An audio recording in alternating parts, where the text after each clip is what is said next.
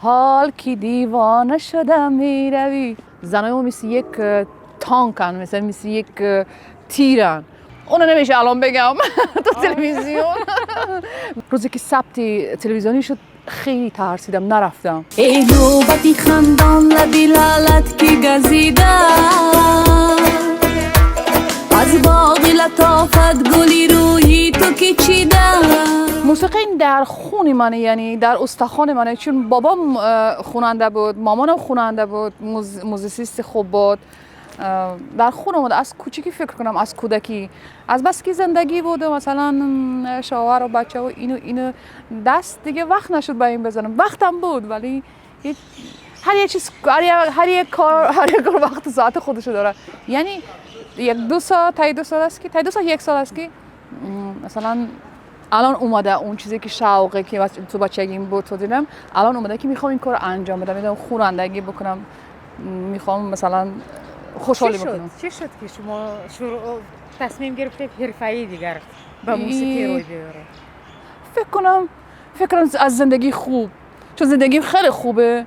یعنی مثلا چجوری بگم، خوب به معنایی که ولی شیرینه زندگی. مثلا میشد مردم، یه نفر میاد خواننده میشد رو استیج میاد، وقتی از شوهر جدا میشه یا مثلا پدر خدا نکنه و فوت میکنه یا دوست داشتهش پرتش میکنه میره، مثلا اینقدر علم میاد و بعد میاد با یک آهنگایی که های منو پرتافته برفتی.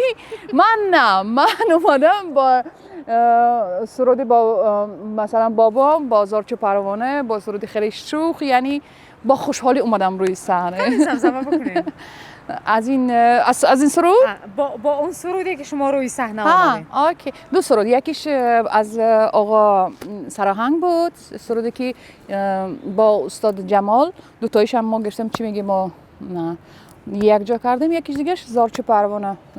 زارچو پروانه شدم میروی، بی سر و سامانه شدم میروی، میروی افسانه شدم میروی افسانه شدم میروی، حال که دیوانه شدم میروی. این بود یکیش. سرود انتخاب کردن که اسم شما هست. آره چون بابا این اصلا سرودی آقا ساربانه، بعد استاد آقا ساربان، بعد بابای منم زمزمه کرده بودش، یک نمیدونم 20 سال قبل 30 سال قبل خواستم اینو زمزمه بکنم. در جوانی نمیخواستید که حرفه‌ای موسیقی بود؟ من نمیگم که نبود، بود. با در جوانی مثلا یک کار شده بود، 18 سالم بود. یک خواننده که تاجیکستان همه میشه، نمیگیم کی، مثلا موزیست خوبم هست، مثلا ارنجمنت خوبم هست و خواننده خوبم هست، با اون رفته یک چی درست کرده بودیم، یک آهنگ. 18 هم نبودم چون مدرسه و مکتب میانه رو یعنی تموم کردم، 17 اینطوری بود. بعد رفتیم اونجا، رفتیم یک ماه هم تمرین کردیم آهنگ و ایدی سال نو که میشه تو تلویزیون اون وقت مثلا کنسرت های بزرگ میدادن، باید میرفتیم اونجا دوتاییمون دویت میخوندیم، یعنی دوتاییمون باید میخوندیم. روزی که ثبت تلویزیونی شد خیلی ترسیدم، نرفتم چون خیلی کوچی بودم. وقتی اینا همون تا یک روز دو روز مثلا دیگر خواننده رو آوردن، دوتاییشون خوندن اینا. بعدش هم شب سال نو که نشسته بودیم تو خونه، پشت دسترخونه، پشت سفره، یعنی خانوادگی، بابام بود اونجا، مثلا پدرم بودن، این سرود موندن.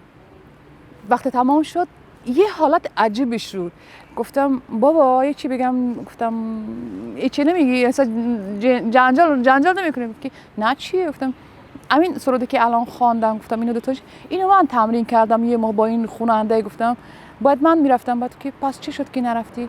گفتم ثبت صدا کردم، همش تمرین کردم. روزی گفتم ثبت تلویزیونی، گفتم نرفتی. از شما گفتم ترسیدم. گفت که یعنی تو یه ماه رفتی تمرین کردی از من نترسیدی، ثبت صدات رفتی زدی گفت از من نترسیدی، بعد را برای ثبت گفت تلویزیون گفت از من ترسیدی.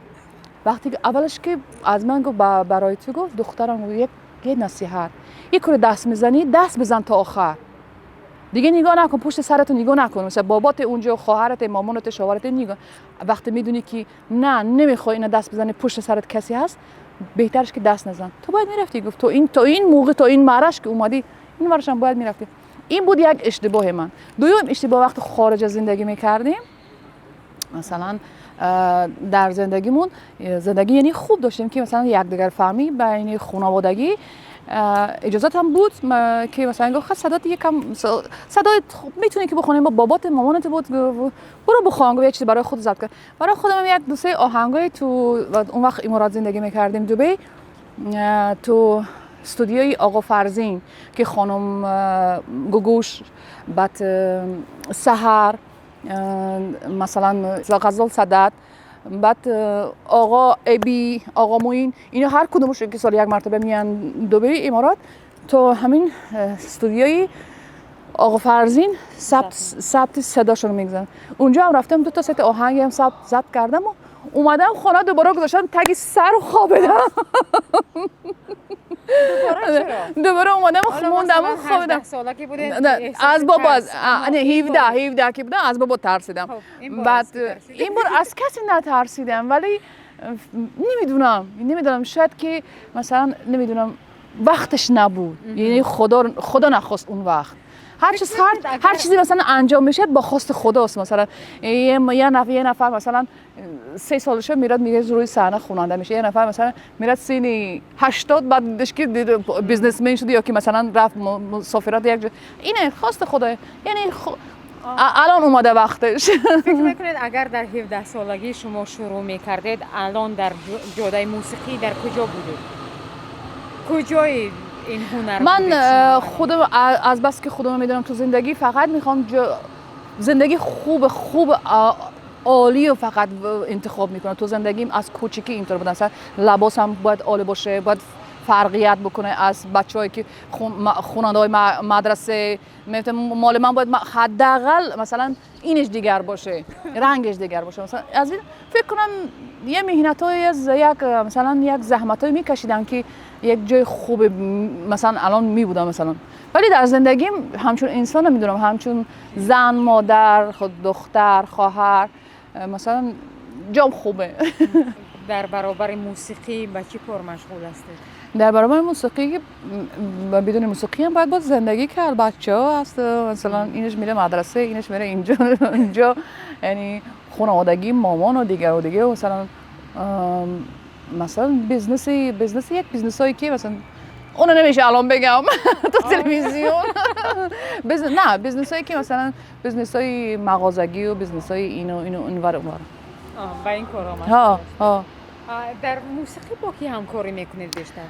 در ساحه موسیقی همکاری من با اگر ضبط استودیو باشد اگر با آقا محسن مثلا خیلی پسری مثلا کارشون خوبه، خودشم خیلی این من اصلا مثلا میدونی با کی کار میکنم؟ با اونی که خوبه با من نمیگم که بگن که این نمبر وان من رقم 1 یعنی حرفه‌ای این نمبر وان تو تاجیکستان تو اصلا باید هست بری اون نزد اون. نه من نزد کسی میرم بذار اسم او رو کسی ندونه تو تاجیکستان که اون ارجمنت خوبه، مثلا موزیست خوب مثلا سرودای خوب مینویسه، آهنگای خوب مینویسه. من نه اینطوری جدا نمیکنم مردم. من نزد اینش اون هر کدومش که با من مهربان خوبه نزد من خودم زن حس میکنم که آزاد حس میکنم با اون کار میکنم. ولی کارم با آقا جمشید نیزاموف که با ایرانی‌ها و با افغان‌ها خیلی زیاد کار میکنه، خیلی کمک‌هاش داره. با آقا پرویز پولادی بعد پسرش هم بعضی موقع رامیز پولادی چیزای مهم مینویسه، مثلا سرودامون سخناشو مینویسه. بعد با کی است با بسیاری خوب بسیاری همین به نزدیک میخواستم با آرزو ایسایف یک دو کارهای هنری هیچ وقت اونم نمیشه یا اون معرکه دارد یا من تو یک مثلا مریضم هیچ وقت اونش یک دیگه رو ببینی یک کار ایجادی انجام بده. ولی بچهای ما همش بچهای حرفه‌ای یعنی همش بچهای خوبی همش نمبر وانن تو موسیقی. من میدونم که زیادی مردم زنای ایران خواننده‌های ایران چه زناش شد مرداش بچه‌ها همشون من رو میارم با موزیستای ما با بچهای موزیکانتای ما با بچه‌ای که تمرینگرای ما با سخن‌نویسای ما خیلی زیاد رو میارن نه به ایران با اینجا. سخت است اصلا وارد شدن به دنیای موسیقی؟ نه. منظورم در تاجیکستان. نه رقابت هست. آره من فکر میگم میفتم در دنیا اگر مثلا یه جایی که رقابت نیست و همه مثلا دوستن بینی هم خیلی دوستن و خیلی مثلا فرقیت زیاد داره از دیگر از خارجه این مثلا توریسته، ولی نه وقتی اومدم داخل همونایی که باهاشون دوستی میکردم و باهاشون مینشستم یک سر یک پیاله چای سر سرفه‌ای بعدش بعد از دیگر از این رو دیدم. ولی بعد فهمیدم که نه رقابت خیلی زیاده. مثلا جای هنر مثلا همین وقتی تو شو بیزنس میای داخل اگر خانواده از فامیلیت هم که باشه رقابت میکنن. اگر فامیلیت هم که باشه رقابت، نه اینکه یک مثلا رقابت ها در چه شکل صورت میگیره؟ یعنی رقابت های ما میدونن چجوریه. من دوست دارم وقتی رقابت میکنن من الان دیدم مثلا رقابت سالمی که مثلا ببینم که اسم اینو گفتن بیا ما یک کار بکنم که اسم من دو مرتبه اضافه تر بگیرن. نه این یک حرفای چرت و پرتی زنی و مردی پشت سری و این یک چیزایی که وقتی آدم اصلا دست کاری نمیاد. بعد اصلا فکر کردم من گفتم نه بابا وقتی که حرف زیاد میگم پشت سر من پس من یک کار کردم پس من باید حتما برم یه جای حس کردن که من رقیب هستم پس بیا من برم. به نظر شما خیلی سخت است برای یک زن موفق شدن؟ نه فکر میکنم زن خودش مثلا موفق به دنیا میاد که موفقه که زن به دنیا اومد. وقتی زن اگر بگه که من اصلا نمیتونم ندارم من نمیشه نیست اینطوری حرف نمیشه ندارم. تو زمانی ما اصلا این حیاتی که الان ما داریم حرفای نمیشه و که تمام اینجا بازه. میخوای برو مثلا دبی، میخوای برو امریکا، میخوای برو افریقا، میخوای اینجا بزنس بکن، میخوای کار بکن. هر کس اگر بخواد هر زنی بخواد موفق بشه تو زندگیش، نه که مثلا برات خواننده بشه موفق بشه، نه که برات مثلا ژورنالیست برنده بشه، نه که برات مثلا نویسنده بشه، نه تو زندگیش سطح خودش مثلا سطحی که دارد مثلا سطحی که پایین نرد تو پایین بیاد بالا. بچه‌اش از اون چه عبرت بگیرن وقتی زن موفق تو زندگیش نیست؟ دختر اون بچه اون مثلا از اون چه عبرت بگیرن؟ ببینن که مادر موفق نداره، یه مادری که وسط من ندارم، یه نفر بیر خونه بگیره، یه نفر به من غذا بیاره، یه نفر نه اینطوری نیست. زن دست خودشه. زن اگر بخواد زمین رو تکون میده. زنای مثل گردآفریدن، زنای مثل یک تانکن، مثل یک تیرن. هر چی مثلا تو زندگی هست یعنی مردن قویان، نگاه نمیکنم مثلا مردش هست نیست خودش تو زندگی. برای پیام اینه که خوشبخت باشن، مثلا سلامت باشن. بود هوای مثلا تو این زندگی تاجیکستان که زندگی وطنی ما که خیلی مثلا زندگی عالی داریم. مثلا اون شب ساعتی 2 زنای ما ساعت 2 شب 3 شب مثلا من بخوام اگر برم مارکت مغازه یا یه چیزی یه شری بگیرم یه چیزی بخرم اگر من آزاد میتونم بدون هیچ ترس هیچ چیز مثلا میتونم برم برگردم. تمنیاتم برای زنامون خوشبخت باشن، همینطور خوشگیر که از همه زنای خوشگیر این زنای فارس زبانه.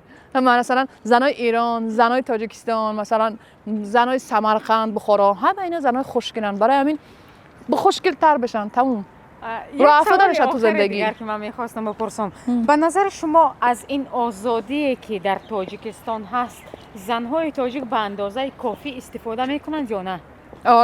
آره بابا 100% استفاده میکنن.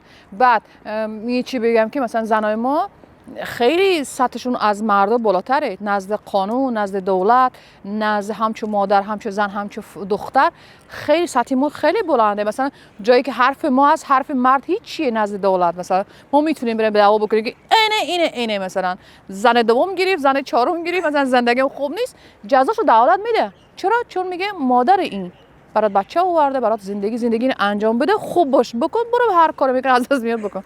برای همین زنای ما از آزادیشون خیلی زیاد استفاده میبرن، میتونن استفاده ببرن. خوبه زندگیشون، یعنی آزادیشون براشون خوبه. هر دست خودشون اختیار دادن، بخواد مثلا این آزادی و این راهی مثلا راست، این راهی بعد هر کدومش که خودت بگیری. بخواد برات آواز بخوند، بخواد بره برو رقص بکن، برو مثلا خونت بشین، برو بزنس، برو خوانندگی کن، مثلا برو نوار برداری کن. اینه مثلا اینجا الان ما 3 نفر همون زنیم، مرد که نیست. یکی نوار بردار، یکی مثلا برنده، یکی خواننده، یکی خورنده تو خونه. آچه چشم انتظار